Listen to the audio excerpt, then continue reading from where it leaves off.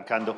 Lo que tenía era cuatro gráficas para ilustrar en qué estamos en materia de transición hoy. La primera gráfica, que espero la podamos ver ahora, es una gráfica que muestra las metas. Y las metas, como ustedes bien saben, tenemos una línea de emisiones que ha estado más o menos estable y tenemos una reducción de 51% a 2030, es decir, en 5 años. Nos quedan 5 años para esa reducción. Y uno mira cómo vamos y es interesante ver que el gobierno sacó un informe muy juicioso a finales del año pasado, en el marco del Acuerdo de París, con el nuevo reporte de emisiones, que no ha recibido mucha atención, diría yo, de parte de los comentaristas, de la opinión pública. Y ese nuevo informe muestra que nuestro nivel de emisiones son 280 millones de toneladas. Cuando uno mira el último dato que teníamos antes de este 2018, eran 4,5 millones de toneladas más. Es decir, entre 2018 y 2021 bajamos 4,5. Y si uno mira hacia adelante, los 5 años que le quedan, tiene que llegar a 110 millones menos. Es decir, en estos 5 años que nos quedan, deberíamos ser capaces, en lo que nos queda, deberíamos ser capaces de hacer 25 veces lo que hicimos entre 2018 y 2021. Eso quiere decir que vamos mal. Y vamos mal porque ha sido muy difícil tener un marco de política articulado, porque ha sido muy difícil seguir las lecciones y las cosas de las que nos hablaba ahora Vicente, pero vamos muy colgados. Y eso lo que quiere decir es que hay una discusión que está pidiendo piso, que está pidiendo espacio, que es la discusión de la meta. Si sabemos que no vamos a llegar, ¿qué tenemos que hacer? ¿Qué hace una organización cuando sabe que no va a cumplir una meta? ¿Qué hace un país cuando… excelente, excelente. ¿Será que está el… o si me ayudan a pasar el apuntador? Bueno, listo. ¿Cómo vamos? Sigamos. Sigamos, si me ayudan, sigamos. Entonces, esta es nuestra meta, las 200, y esto es lo que nos falta. Nos faltan 110 millones de toneladas, y de esos 110 millones de toneladas, que es la otra cosa, gracias, que es preocupante, fíjense que esas 110, lo verde, que es más o menos la mitad, es las cosas que tenemos que hacer que ya están identificadas. Y lo rojo son las cosas que no hemos identificado todavía, pero que tenemos que hacer. Entonces es muy difícil que podamos llegar, y esto abre la discusión del 1,5 que les decía. Segunda cosa, en medio de esta lucha que ha sido tan difícil por hacer estos cambios en la matriz y en entrar en una senda de transición, la otra pregunta es: ¿y qué necesitamos de la oferta eléctrica? Eso es algo que conocemos aquí bastante bien. Nosotros hemos hecho un montón de escenarios, de cálculos, y todos dan un mensaje más o menos parecidos. Tenemos que prácticamente cuadruplicar la generación de energía eléctrica de aquí a 2050 en un escenario de transición, para hacerlo a mínimo costo. Pero aún si vamos despacio, aún si nuestra transición, si nuestra descarbonización no es en 2050, sino en 2070, esto tiene que aumentar 2.2 veces. O sea, también hay una demanda muy, muy grande ahí represada. Y no solo es aumentar la capacidad, la cantidad de generación, la generación que vamos a necesitar, sino cambios muy grandes en la matriz. Ahí ustedes ven que los colores de las dos barras son muy distintos y necesitamos una matriz en la que va a necesitarse un gran crecimiento eólico, un gran crecimiento solar, pero también entrada de nuevas tecnologías. Entonces es un montón de energía más, eso quiere decir un montón de proyectos más, con una composición diferente y con todas las redes de transmisión y todo lo que tenemos que hacer para poder llevar esa energía a los puntos de consumo. Nosotros también acabamos de terminar unos cálculos de transmisión y inclusive en escenarios donde no hay un crecimiento tan fuerte, de aquí a 2040 necesitaríamos hacer solo en la costa Caribe el equivalente de unas 10 colectoras. Entonces la fuerza, lo que se necesita en transmisión también es gigantesco. ¿Y cómo vamos? Pues aquí es bueno mirar cómo va la expansión, datos muy recientes de XM. Ustedes ven ahí en las barras de la izquierda lo que se supone que tenía que entrar en materia de capacidad todos los años. O sea, ustedes ven del 22 al 28, obviamente estamos hasta el 24, y lo que está en rojo es lo que efectivamente ha entrado. Entonces, acuérdense de toda la generación que necesitamos y miren lo que estamos siendo capaces de meter. En promedio uno diría como un 20%. En este primer trimestre del año, de lo que debería entrar vamos como en un 15%. Luego tenemos un patrón en que los proyectos están demorando muchísimo más de como los habíamos planeado. Entonces, si tenemos esa expansión a cuestas, pues es bueno tener esta visión. Y en términos de transmisión, el panorama tampoco es que sea mucho mejor. Esto de nuevo datos de EXEM. Y si uno agrupa los 8 proyectos del Caribe que debían entrar entre el 25 y el 26, tienen un promedio de retraso como de 2 años y 9 meses, 2.75 años. Si uno mira la región oriental, los atrasos en esos 6 proyectos en promedio son 6.4 años y en el sur del país estamos hablando de 5,5 años de retraso. El país como un todo para proyectos 25-26 tenemos como casi 4,5 años de retraso.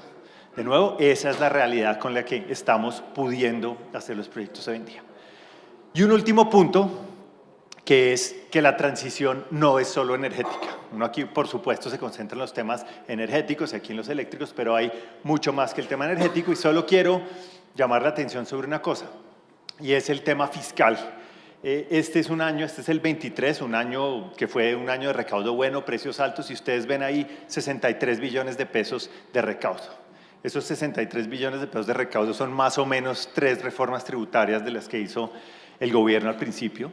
Y en año bueno son muchas las cosas que se pueden pagar y que se pagan en este momento. Pero no es solo lo fiscal y lo que aportan los combustibles fósiles de los que tenemos que ir saliendo, no es solo un problema de ingresos, también hay un problema de gastos. Y aquí está el otro lado de la ecuación, que son los subsidios de los combustibles fósiles. Ustedes ven en el primer año que está en la gráfica, en el 22 nos gastamos 36 billones de pesos. O sea, casi que todo lo que pagaron las empresas de renta se tuvo que ir a cubrir el hueco de los fósiles.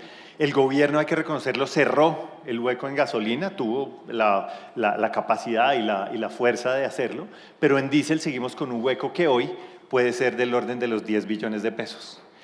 Y llamo la atención sobre esta cifra de los 10 billones de pesos. Ahí hay una reforma tributaria sin pasar al Congreso.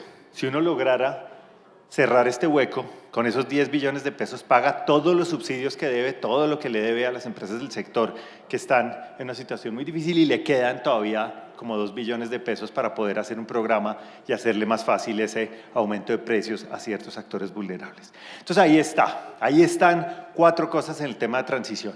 ¿Cómo vamos de colgados en nuestra meta? Lo que se necesita en términos de expansión del sector, que es enorme.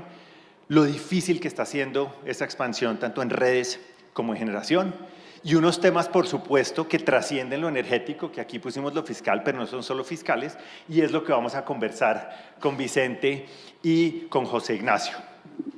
Yo quiero arrancar, Vicente, contigo, y quisiera arrancar por lo que contaste que te ocurrió cuando estabas caminando en Madrid y te dijeron que se iba a acabar el mundo y que era un ciberataque. Y es uno de los temas que sistemáticamente ha salido alrededor del apagón es la cantidad de renovables que tiene España, el sistema de la cantidad de renovables que no generan inercia, renovables eólicas, solares, y hasta qué punto eso vuelve los sistemas más vulnerables y hasta qué punto Colombia, que tiene que seguir una ruta de una expansión en estas tecnologías, puede tener un sistema vulnerable. ¿Qué nos puedes decir de esa expansión del sistema, de qué tan más vulnerable se hace, cómo enfrentar esta situación? Muy bien, pues muchas gracias, Tomás, por tu pregunta. Yo no sé, como he dicho antes, no sabemos nadie y sería, la verdad es que superficial o trivial hacer una manifestación de si la penetración de las renovables hasta niveles por encima del 70%, que es aproximadamente lo que ocurrió el 28 de abril, es la causa real del apagón que tuvo lugar aquel día. No lo sé. Lo que sí es evidente, y todos los que estamos en esta sala lo sabemos, es que una mayor firmeza del sistema y una mayor cobertura, una mayor capacidad, evidentemente da mayor estabilidad al sistema. Pero también hay que tener en cuenta otro factor, yo creo que también hay que ponerlo de relieve, es que las renovables, no hasta los niveles, a lo mejor de los que estamos hablando, una penetración que incluso ha llegado prácticamente al 100%, yo creo que otro ángulo del problema que hay que poner de relieve es que el diseño del sistema eléctrico, en todo caso, y contesto quizá más así a tu pregunta, debe actualizarse de algún modo para atender la convergencia de 2 tipos de tecnologías energéticas y de fuentes energéticas distintas. España no tiene recursos y reservas energéticas como Colombia, que eso es un país de una gran capacidad en materia de hidrocarburos. España tiene cuencas y centrales hidroeléctricas importantes. Hemos puesto en marcha en su momento, en los años 60, un programa nuclear destacado. Importamos el gas de los mercados internacionales y el sol, el viento y las energías autóctonas son extraordinariamente importantes en España y, por consiguiente, tenemos que jugar también en buena medida ese factor y esa baza. Las inversiones en actualización y en refuerzo de las redes, no solo de transmisión, sino de distribución en este momento y hacia el futuro, son un elemento y un factor absolutamente esencial de la estabilidad y el buen funcionamiento del futuro del modelo y, desde luego, del cumplimiento de los objetivos de la transición y de los objetivos de la seguridad, que está muy vinculada a la transición en sí misma, y de la descarbonización. Luego, yo creo que hay una concurrencia de factores que hay que tener en cuenta. La penetración de renovables asegura o produce una menor firmeza en el sistema, sí. Tienen una menor gestionabilidad, por supuesto, no lo tienen, son intermitentes, pero tienen otras ventajas. Lo que hay que buscar es que el modelo, a pesar de todo eso, sea en todos los campos lo suficientemente eficiente y, desde luego, no produzca este tipo de disfuncionalidades. Pero hay que también conocer efectivamente cuáles fueron las causas finales, porque si las causas finales se separan de lo que estamos diciendo, tendríamos que rectificar y sería una rectificación de gran significación. Fíjate que estás sugiriendo ahí que necesitamos hacer más inversión en la red. Si queremos una red estable, si queremos confiabilidad, supone más inversión en la red. Y el tema de las inversiones está íntimamente ligado al tema de las tarifas. Y el tema de las tarifas es un tema sensible en todos los mercados del mundo. Europa, con la guerra de Ucrania, tuvo una crisis enorme con el gas. Y esa crisis, una de las manifestaciones más fuertes que hizo fue en el mercado eléctrico. Entonces quería preguntarte, para continuar con la pregunta anterior, en términos de precios, de un manejo de precios altos, que aquí ha sido una obsesión del gobierno actual, una preocupación enorme por las tarifas, unos intentos repetidos por encontrar fórmulas o por tratar de que las tarifas no crezcan o se reduzcan.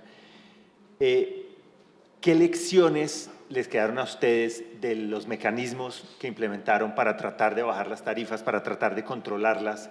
¿Y qué crees que son lecciones que quedan de cómo sí se hace y cómo no se hace cuando uno quiere controlar tarifas en un entorno tan difícil y de tanta presión política?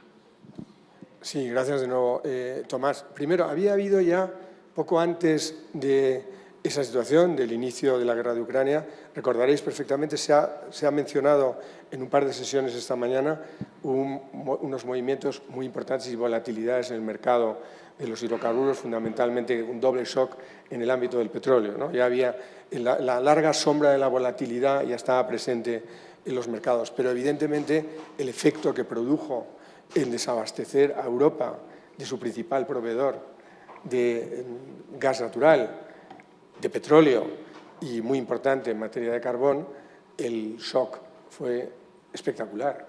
Europa en ese momento estaba no en una situación de dependencia, Europa es dependiente de energía, de hidrocarburos, dependemos en el 90% de petróleo y en un porcentaje, como sabéis, también muy elevado de gas natural, sin entrar en otras especificidades. Era enormemente importante y había que reaccionar de la manera más rápida posible y en unas circunstancias de una enorme dificultad, porque no teníamos otros gasoductos en el sur o en el este que pudieran proporcionarnos esos flujos ni los contratos acordados. Se rompe la relación y se fijan incluso sanciones económicas con el proveedor. Y hay que buscarlo en el comercio internacional, además por otra vía, porque son las importaciones de GNL, los metaneros, no cuando estaba certificado el segundo gasoducto de Nord Stream. O sea, veamos las circunstancias.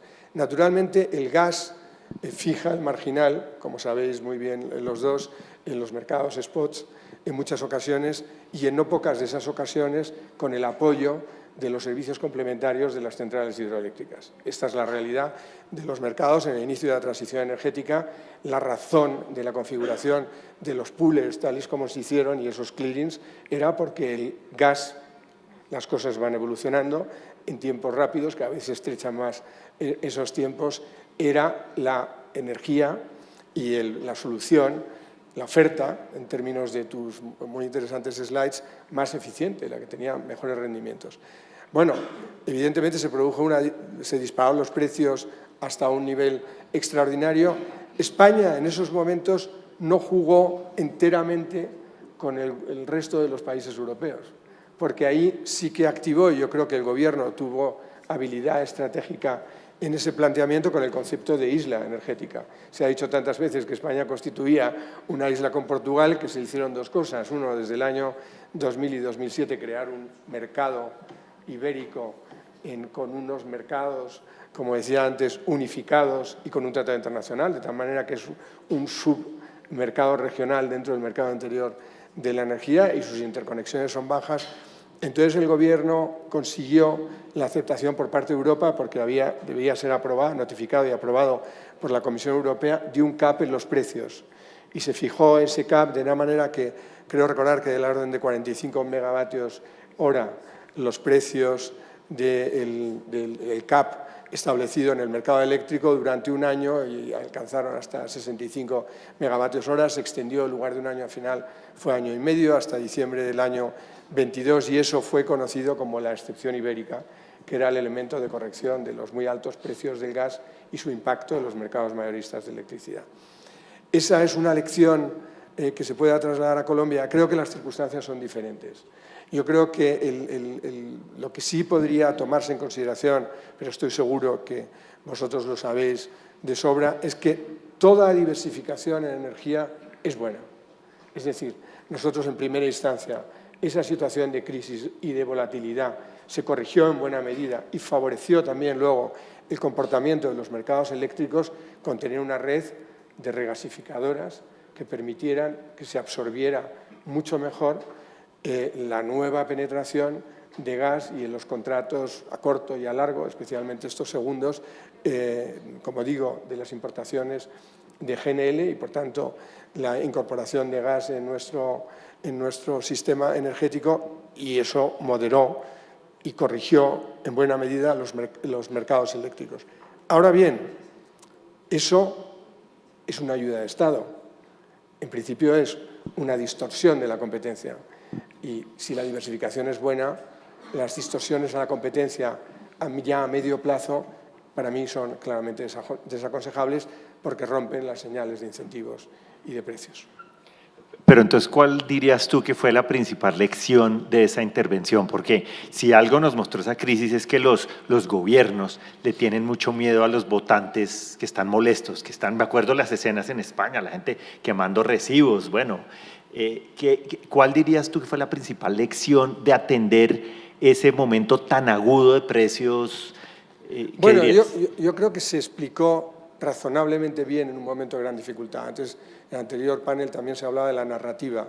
Cuando hay una situación que es de grado superior, una crisis provocada por un conflicto como no ocurría otro en la Segunda Guerra Mundial, que en un momento dado la gente incluso no sabía si iba a tener calefacción en su casa en pleno invierno, pues estos temas, con ser extremadamente importantes, no te voy a decir que fueran menores, porque se esperaba que hubiera algún elemento de corrección y yo creo que el Gobierno ahí actuó con rapidez y planteó estos mecanismos temporales de excepción ibérica.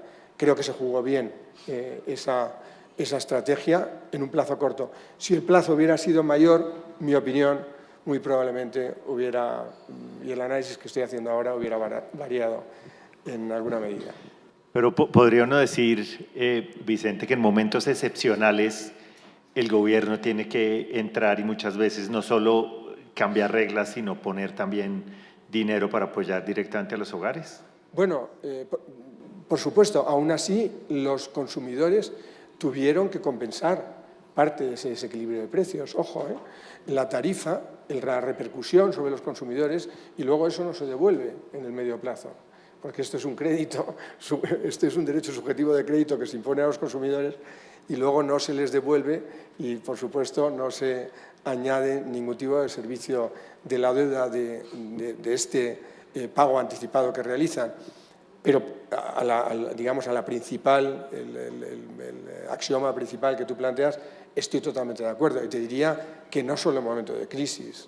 El Gobierno tiene que actuar con determinación y con rapidez y, en cualquier momento y especialmente en los momentos de crisis. Evidentemente sí, yo creo que eso es una cosa, digamos, es un axioma general absolutamente importante y si tiene que intervenir, porque esto es una intervención económica con alcance jurídico, el Gobierno creo que hizo bien no escuchando cantos de sirena de posibles nacionalizaciones o intervención mucho más intensa. Creo que hubiera sido un grave error, un grave error. El Gobierno también mantuvo, y la propia Comisión Europea, porque en Europa, como antes subrayaba, los Estados miembros deben obligaciones a su cooperador necesario, que es las instituciones europeas. Y, por tanto, tenemos que coordinar siempre y a veces seguir las orientaciones, incluso las instrucciones de las autoridades comunitarias. No se pueden hacer ya en Europa casi ninguna cosa sola por parte de los gobiernos en temas que son muy importantes y, desde luego, la energía lo es. Esto era uno de los elementos fundamentales en el flanco sur de Europa, muy importante porque es atlántico y es norte de África, de la política energética comunitaria. Gracias, Vicente. José Ignacio, saliéndonos un poquito ya de lo puramente energético eléctrico, ahí hay dos temas que tratamos: confiabilidad, tratamos temas de precios que han sido tan sensibles, pero el otro lado, lo veíamos ahí, es el fiscal. Y en el lado fiscal, si no hay proyectos, no va a ser muy difícil hacer una transición.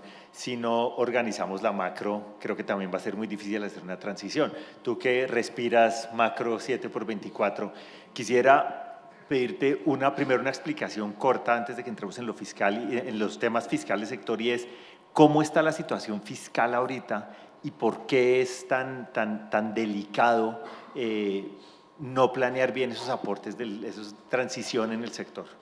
Muy bien, bueno, antes de responderte, quisiera agradecer a Colgen, a Natalia por la invitación, aunque después de un día tan largo ya no sé si agradecer a los organizadores o a las personas que están todavía asistentes.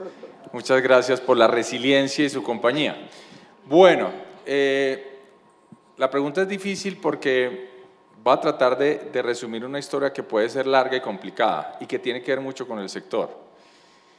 La situación fiscal de Colombia tiene un problema estructural, y el problema estructural es que nosotros como país, en la Constitución del 91, quisimos extender el papel del Estado en un rol de influencia muy grande, y Colombia nunca ha podido realmente financiar el modelo de Estado que se planteó en la Constitución.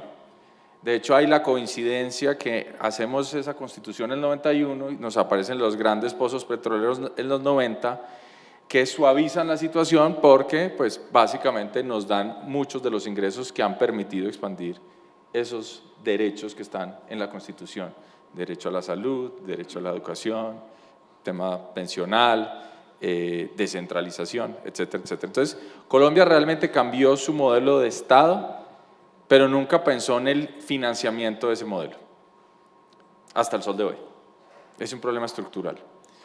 Ese problema estructural el país lo ha venido solucionando a cuentagotas, y es cada 2 años tenemos una reforma tributaria que a cuentagotas nos da unos recursos adicionales. El problema es que estamos agotando el modelo. Primero porque ya las reformas tributarias no parecen ser el instrumento deseado o fácil de obtener. Tuvimos un estallido social, Vicente, muy fuerte hace un par de años, que se planteó una reforma para extender el impuesto del IVA. Este gobierno presentó una ley de financiamiento y por primera vez desde esa Constitución del 90 se le cae a un gobierno una reforma tributaria. Y realmente en el panorama político, si bien el ministro de Hacienda está hablando de una reforma tributaria, no se comenta, no se habla. Es como el personaje este de Bruno de Disney. No se habla de Bruno, no se habla realmente de reformas tributarias. El ministro, en el periódico más importante, Vicente, dice que vamos a hacer una reforma tributaria y eso no genera ningún tipo de discusión, porque realmente no hay apetito. Entonces, primero, el instrumento está agotado. Y segundo, el gobierno ha planteado un modelo de transición donde cree que la transición es apagar una tecnología. Entonces, la decisión de política pública ha sido tratar de con muchas señales, pues reprimir el sector fósil, el sector de hidrocarburos y también el sector minero, pensando que eso nos hace la transición, cuando la transición es pasar de una tecnología a otra tecnología y es más fácil pasar a la nueva tecnología apalancado en recursos. ¿Sí? Yo digo ahí, Vicente, nosotros teníamos un boxeador que pues era de un origen humilde, pero produjo una frase que en Colombia es célebre, que es mejor ser rico que pobre. Y en la transición es mejor ser rico que pobre. Si uno no tiene recursos, pues es más difícil la transición. Entonces, ¿en qué está la situación, Tomás? Y perdón todo este contexto, pero es que yo creo que es importante a veces reflexionar en dónde estamos. Estamos en un modelo que se agotó, los sectores que más contribuyen a los impuestos no lo están haciendo. Nosotros calculamos que este año tenemos un faltante de recaudo de 33, 34 billones de pesos. El año pasado el rezago presupuestal, es decir, apropiaciones presupuestales y cuentas por pagar que el gobierno tenía que no logró ejecutar, superaron los 50 billones de pesos. Si hubiera tenido una ejecución normal, el déficit fiscal no hubiera sido de 6,8, sino de 7,2, hubiera sido tan alto como el de la pandemia. Este año el gobierno al comienzo del año trató de apagar algo de ese rezago presupuestal, 20 billones, pero fíjense que si uno suma ese rezago presupuestal más el faltante presupuestario más lo que puede ocurrir si nos estacionamos con precios del petróleo a 64, 60, 10 o 14 dólares por debajo de lo estimado, pues estamos hablando realmente de un tema fiscal muy, muy complicado. Y estamos acá en medio de un sector que realmente pues está sintiendo el coletazo de ese estrés fiscal, pues se va a trasladar a los balances del sector privado, en algunos sectores más rápido que otros. Entonces, la situación fiscal es muy complicada.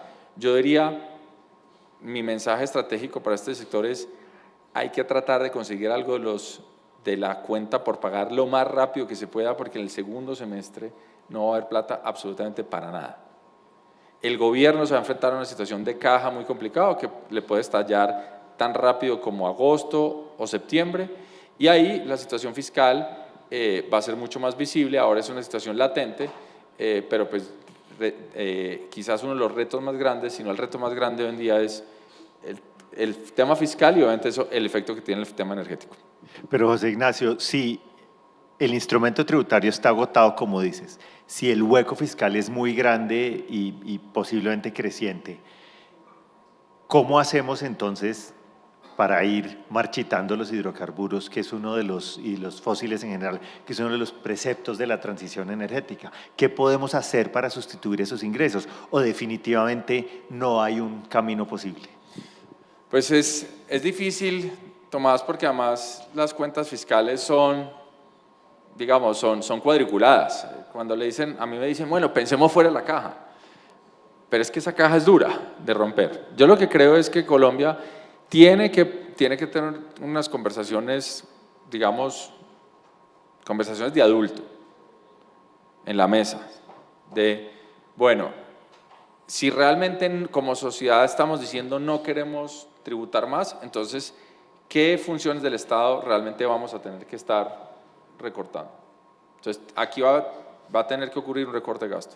Y la otra discusión es hasta qué punto podemos seguir con esta marcha de la transición sin pensar que vamos a tener que retroceder y tratar de buscar fuentes fiscales en el corto plazo del sector de hidrocarburos. O sea, creo que las dos discusiones van a estar ahí. Eso es algo que pues probablemente el país va a tener que estar definiendo el año entrante y en los próximos años. Yo no puedo decir que pues nadie en primera persona la va a tener, pero yo creo que sí nos enfrentamos en los próximos años, Tomás, a un escenario donde Colombia se queda con unos niveles de deuda altos, las tasas de interés son altas, eso no le permite crecer mucho, y frente a esa ecuación tan complicada, creo que la única receta es buscar que el país crezca más, buscar recuperar algunos ingresos fiscales del sector de hidrocarburos, probablemente posponer algo de las metas que tenemos, reconocer que no las estamos cumpliendo y el reto de cumplirlas va a ser muy difícil, y además pues tener una discusión de qué rol puede cumplir el Estado en estas circunstancias. La motosierra. Pues Yo no creo que sea posible la motosierra en Colombia, pero sí creo que se necesita, esto, no sé si Vicente seguramente lo ha escuchado, el término que usa que Javier Milei en Argentina. No creo que a ese nivel, pero yo creo que aquí sí tiene que haber un apretón duro del cinturón y tiene que haber una legitimidad de la eficiencia del gasto. O sea, hay muchos colombianos que no ven ninguno de los beneficios digamos, del gasto público.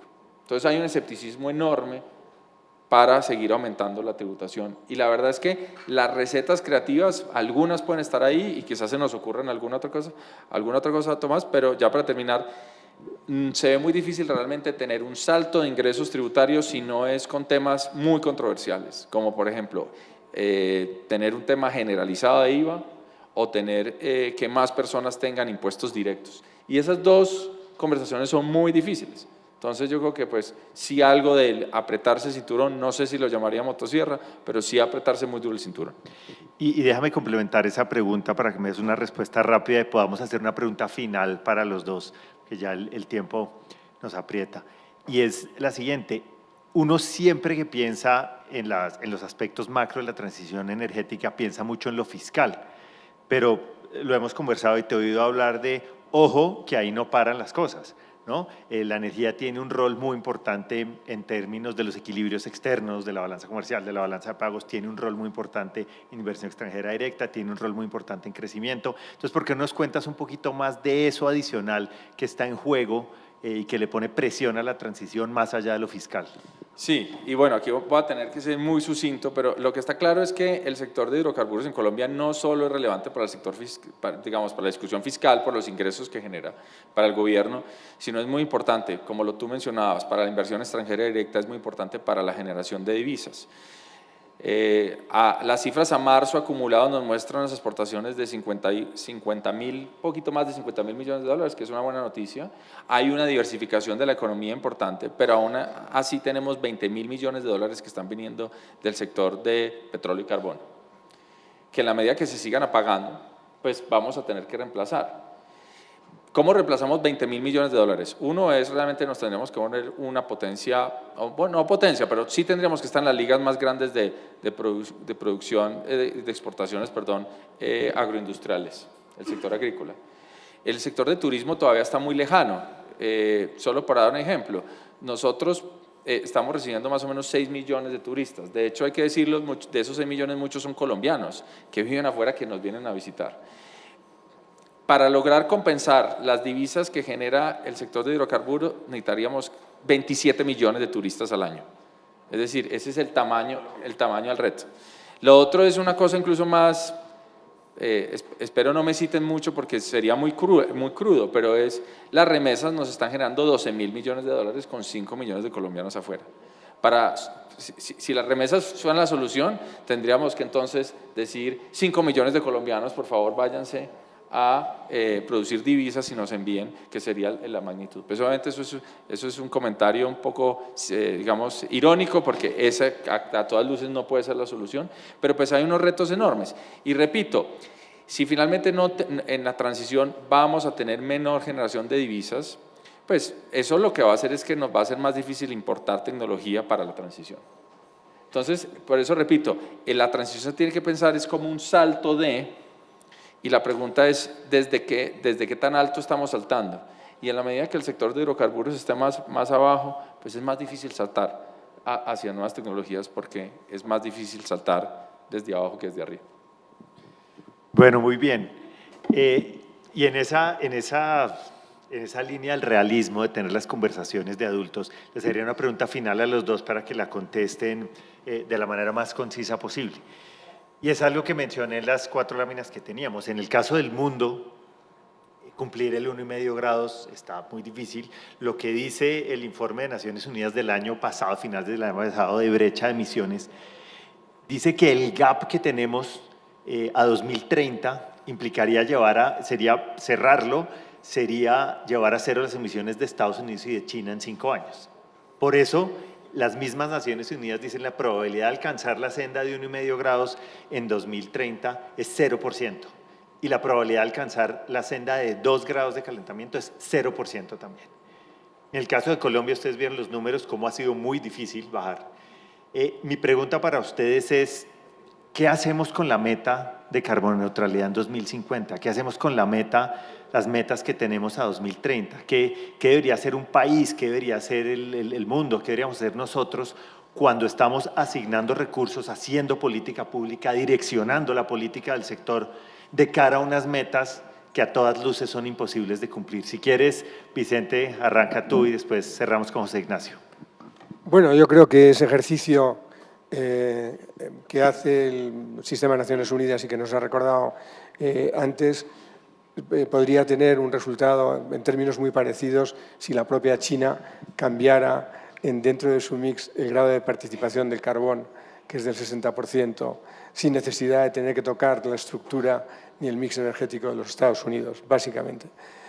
Yo creo que ahí los elementos de voluntad política son absolutamente determinantes, pero luego está el realismo de los hechos que comentaba José Ignacio. Creo que a ese fin la COP28 en Dubái fue bastante interesante. Es decir, se sigue apostando por la transición, se sigue apostando por la descarbonización, pero se piden unos ritmos y unas condiciones un poco más ajustadas a la realidad de los mercados y a las condiciones de cada una de las regiones y de los estados. En Europa ha habido, además del tema de la guerra, que eso evidentemente ha sido completamente indeseable y ha habido que reaccionar sobre unos hechos que antes comentábamos, es el repower, reconfiguración del mix energético, ha habido algo importante que ha sido la taxonomía, en definitiva dejar un cierto plazo de mayor participación en la transición de dos energías que entraron en el modelo de transición como tales, pero que luego fueron declinando ese peso en la transición, que es la nuclear y el gas natural, y entonces se han ampliado los plazos hasta mediados de los 40 en realmente los dos casos, 2037 a 45 en uno y tal, con algunas condiciones, pero con una senda condicional de proyectos de demostración, en el caso de nuclear, centrales ya existentes, tecnologías como las Small Modular Nuclear Plants, etcétera, y en el gas natural poniendo de relieve otros aspectos de gases renovables, etcétera, sin dejar de tener en cuenta la importancia del gas natural como energía de transición. Ese es un aspecto. Y el segundo, yo creo que enfatizar más en el papel de la descarbonización, es decir, en las soluciones de carácter tecnológico, confiar más en la innovación tecnológica.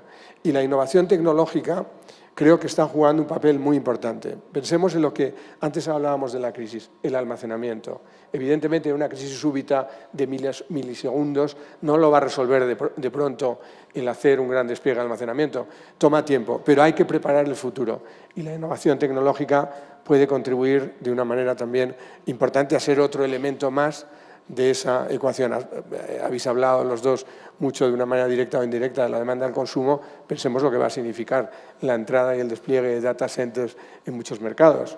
Luego, yo creo que realismo, ajuste de los plazos, menor intensidad en ciertas cosas que de alguna medida se han advertido que no era tan necesario hacerlo en esos términos en el mismo plazo y que incorporaba muchos elementos de burocracia en materia de regulación, los indicadores de responsabilidad ambiental, los procesos de due diligence para toda la escala de valor. Eso, en definitiva, desalientan un poco el cumplimiento de objetivos de descarbonización y, en cierto modo, los hacen más difíciles. Gracias, Vicente. José Ignacio.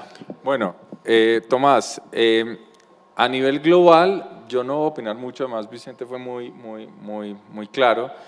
Lo que sí diría es que así como tú hablas de probabilidad cero, yo diría que a nivel global lo que haga Colombia tiene incidencia probabilidad cero. Es decir, si el mundo va a lograrnos las metas, claramente Vicente puso uno de los países más importantes, China. Lo que pasa en China pues son órdenes de magnitud. Entonces nosotros creo que en esa conversación no tenemos mucho. Lo otro, que quizás yo venía insistiendo, pero lo tenemos que estudiar un poquito más, es que muchos de los modelos de transición los compramos o los copiamos de países en desarrollo, donde los niveles de ingreso eran muy altos y cuando se hablaban de los instrumentos para generar la transición, se hacía mucho énfasis en los precios relativos. Les doy un ejemplo, el impuesto al carbono. El impuesto al carbono pues es simplemente reconocer que los fósiles tienen una externalidad muy grande, el impuesto al carbono pues sube los precios compensando esa externalidad negativa y eso induce a que la transición sea más rápida. Esos argumentos hay que yo creo que revisarlos muy digamos en detalle para los países con ingresos más bajos, porque esos cambios en precios relativos también generan efectos ingreso, que para países de ingresos más altos pueden ser inocuos, pero para nuestros países pueden ser difíciles. Les doy un ejemplo. En el sector transportador, ¿qué pasaría si nosotros hiciéramos, por ejemplo, impuestos al carbono del tamaño que indican los modelos de optimalidad? Tendríamos una gasolina, no sé a cuánto tomás, o al diésel. Habría que hacer los cálculos, pero fácilmente pasaríamos de niveles de 12, 15 a 40, 50 mil pesos. La pregunta es, en un país con nuestro nivel de ingreso, ¿eso facilitaría la transición o incluso haría la transición más difícil? Porque estaríamos casi que en una trampa de pobreza. Para un transportador que se empobrece es más difícil en algún momento pensar que va a ahorrar y que va a pasar a una tecnología más alta.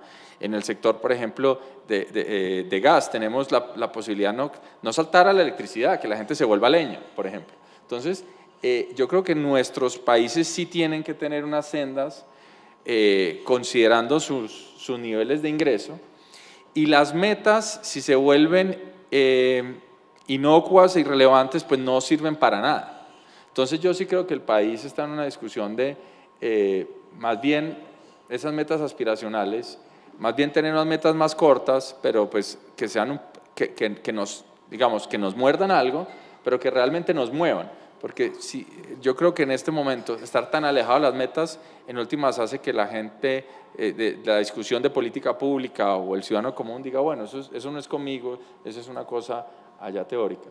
Y lo otro, para terminar, es que yo sí siento que desafortunadamente esta es una conversación que avanza en el mundo, pero sí a un ritmo distinto con los acontecimientos del último año o los últimos 2 años. Pero no es solo la guerra, también es la elección de Trump. Yo estuve en los meetings del Fondo Monetario Internacional, estaba en la reunión donde está, digamos, como clientes del banco más grande de Estados Unidos y le hacen la pregunta, bueno, usted después de la elección de Trump, ¿cómo está viendo el tema de ESG? Que es ASG en español, pues, ambiental, sostenibilidad, gobierno. Y todos los clientes institucionales americanos diciendo, yo estoy reduciendo mi exposición, yo estoy saliendo de sus portafolios, a mí esto con Trump ya no me interesa tanto. Entonces yo creo que sí hay un realismo también de la política que es desafortunada, pero hay que tenerla en cuenta y es que el conflicto militar en Europa y digamos, una nueva vertiente política en Estados Unidos mucho más escéptica del calentamiento global, pues están poniendo el mundo a otra velocidad. Bueno, ahí está, ahí tienen ustedes una transición que no va bien y una transición que va a requerir de muchísimo realismo y de la disposición a tener unas conversaciones muy difíciles. Muchas gracias.